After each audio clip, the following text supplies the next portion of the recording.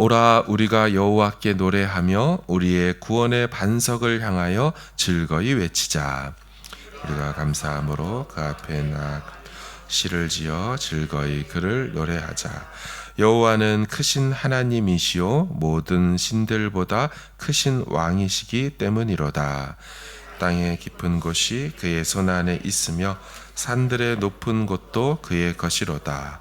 바다도 그의 것이라. 그가 만드셨고 육지도 그의 손이 지으셨도다. 오라 우리가 굽혀 경배하며 우리를 지으신 여호와 앞에 무릎을 꿇자. 그는 우리의 하나님이시오 우리는 그가 기르시는 백성이며 그의 손이 돌보시는 양이기 때문이라. 너희가 오늘 그의 음성을 듣거든. 沼리바에서와 같이 또 광야의 마사에서 지냈던 날과 같이 너희 마음을 완악하게 하지 말지어다. 그때 너희 조상들이 내가 행한 일을 보고서도 나를 시험하고 조사하였도다. 내가 40년 동안 그 세대로 말미암아 근심하여 이르기를 그들은 마음이 미혹된 백성이라 내 길을 알지 못한다 하였도다. 같이 읽습니다. 그러므로 내가 노하여 맹세하기를 그들은 내 안식에 들어오지 못하리라 하였도다. 아멘. 시편 95편의 저자가 누구인지 알 수는 없습니다. 다만 70인경이라고 하죠. 헬라어로 된 구약 성경에는 해당 시편을 다윗의 시편이라고 했습니다. 누가 기록했는지는 모르지만 그 내용은 참 아름다운 내용입니다. 예배가 무엇인지를 잘 보여주는 시라고 할 수가 있습니다. 시인은 강력하게 하나님께 나아가 예배하자고 간청합니다. 1절을 보시면 오라 우리가 여호와께 노래하며 우리의 구원의 반석을 향하여 즐거이 외치자. 6절도 오라 우리가 굽혀 경배하며 우리를 지으신 여호와 앞에 무릎을 꿇자. 시인은 두 번에 걸쳐서 오라 오라를 외치며 노래하고 즐거이 외치자고 합니다. 또한 굽혀 엎드려 경배하고 그분 앞에 무릎 꿇고 예배하자고 합니다. 시인은 그냥 가만히 예배할 수 없었던 것 같습니다. 얌전히 예배할 수 없다고 생각한 것이지요. 나아가야 하고 외쳐야 하고 소리쳐야 하고 시를 지어 새 노래로 지어 불러야 한다라고 생각했습니다. 왜 그랬을까요?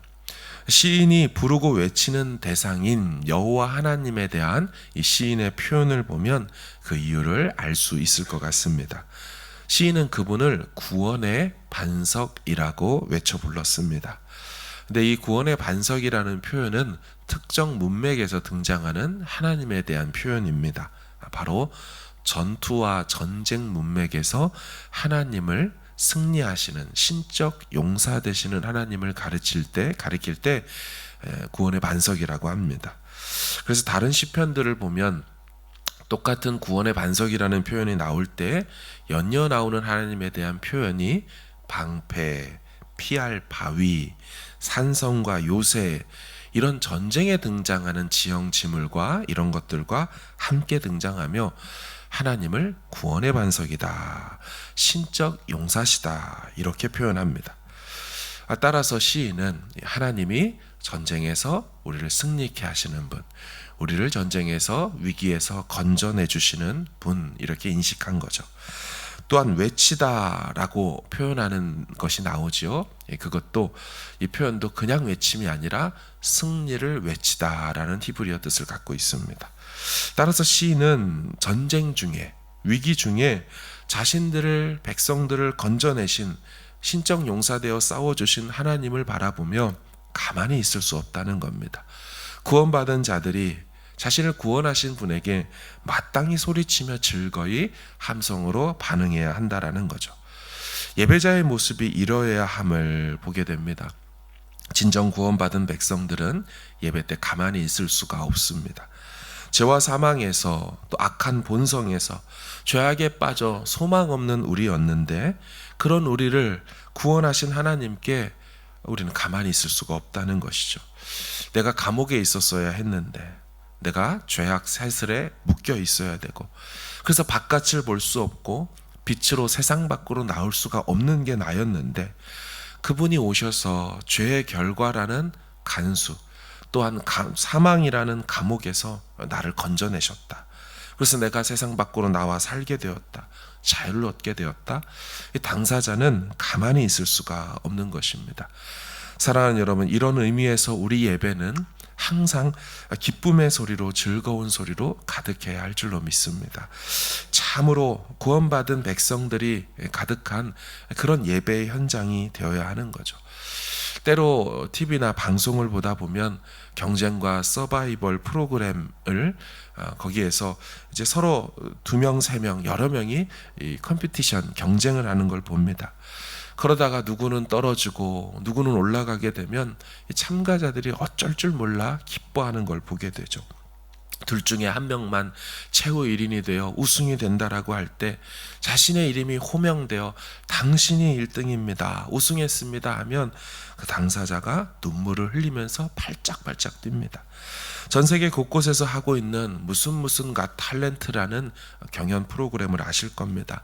아메리칸 갓 탤런트든 브리티시 갓 탤런트든 참가자들을 보는 판정단에서 같이 보고 있다가 예스를 눌러줄 때마다 그들은 막 눈물을 흘리며 어쩔 줄 몰라 하죠.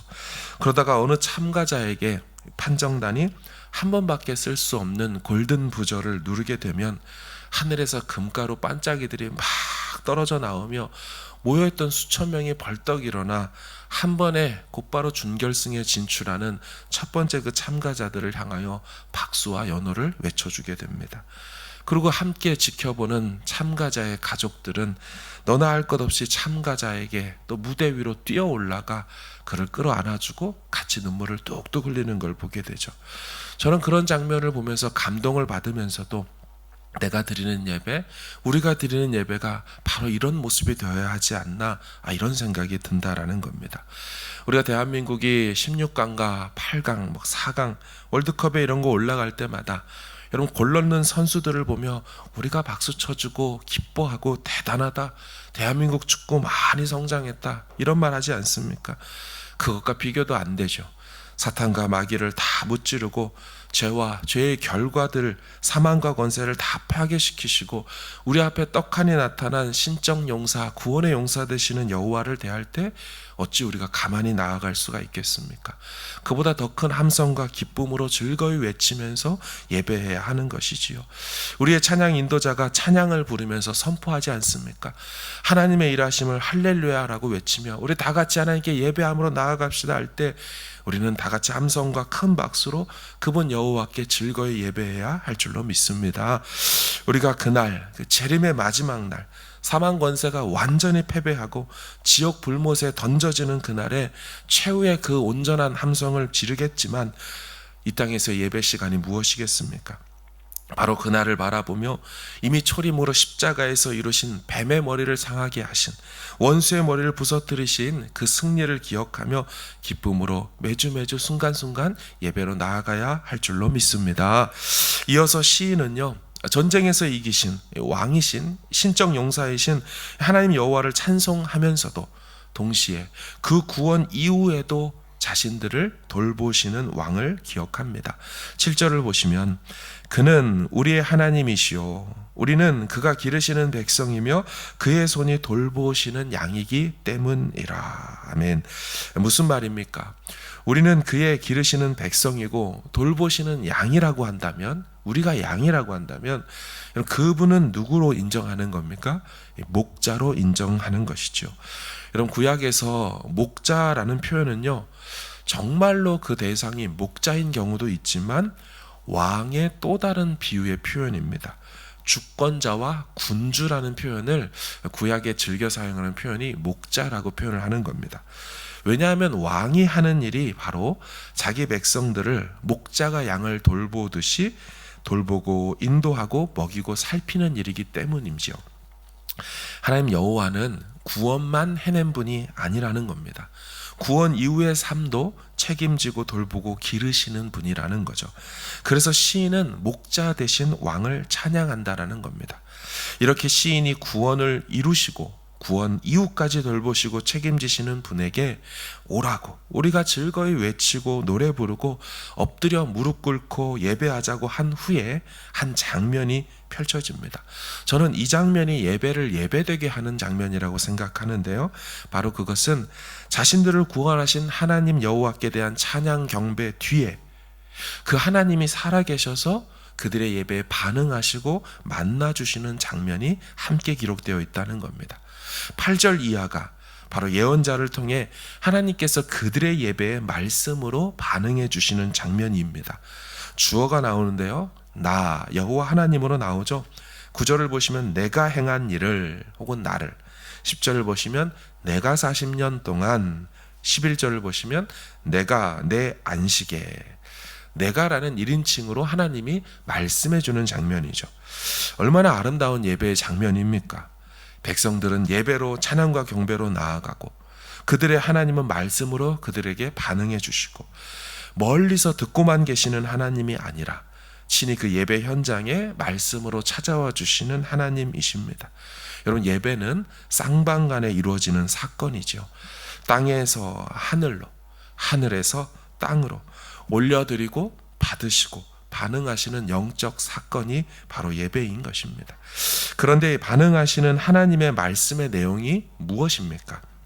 8절과 9절 이하도 계속 보십시오. 8절, 너희는 무리바에서와 같이 또 광야의 마사에서 지내던 날과 같이 너희 마음을 완악하게 하지 말지어다.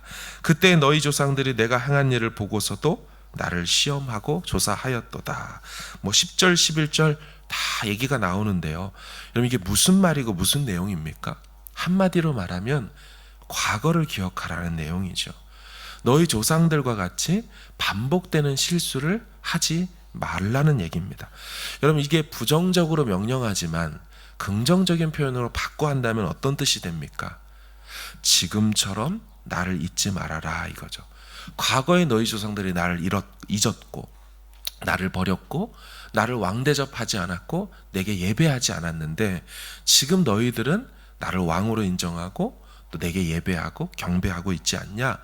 지금처럼만 해라라는 긍정적인 의미이죠. 사랑하는 여러분, 이제 2023년도가 얼마 남지 않았습니다. 한 해를 돌아보며 한 해 동안 했던 우리의 실수와 과오들이 있다면 그것을 잊지 말아야 하죠. 그리고 다시 여호와께 나아가야 하는 것입니다. 다시 구원의 반석이신 여호와께 나아가야 하는 거죠. 구원하심에 대한 감사함으로 나아가고 그분만을 위한 새 노래, 새 마음으로 부르는 노래로 나아가는 것입니다. 그분은 여전히 우리를 기르시고 계시고 돌보신 분이십니다. 목자이시고 우리 인생의 왕이신 여호와 하나님을 바라보며 나아가는 거죠. 우리의 기도를 들으시고 응답하시는 하나님을 바라보기를 바랍니다. 우리의 예배에, 우리의 기도에 듣기만 하지 않으시고 오늘 본문 속 예배 모습처럼 반드시 응답해 주시고 반응해 주신다는 것을 믿고 그렇게 믿음으로 나아가는 우리 모두 되기를 주님의 이름으로 축원합니다. 아멘.